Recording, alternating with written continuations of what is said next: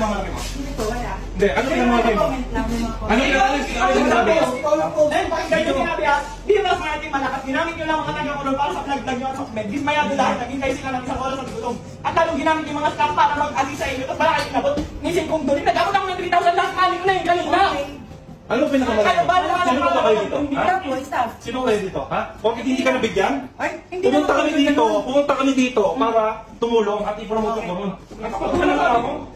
Tumutulong na kami. Sino ang nagmamalaki nito? Ha?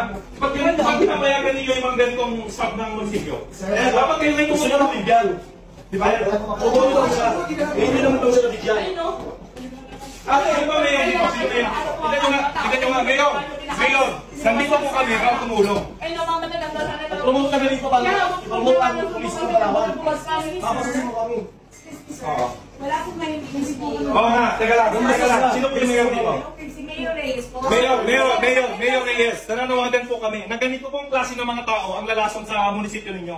Ano yun, nag-aantay ka ng lagay? Hindi po. Oh, ba't gano'n? Alam mo naman, kailangan ito dito bago namin gawin yun. Gagawin ko mag-assist. Ba't una namin hindi mag-assist? Eh, para sa mga pagbabahin hindi ba? Naging mag-direct, di ba?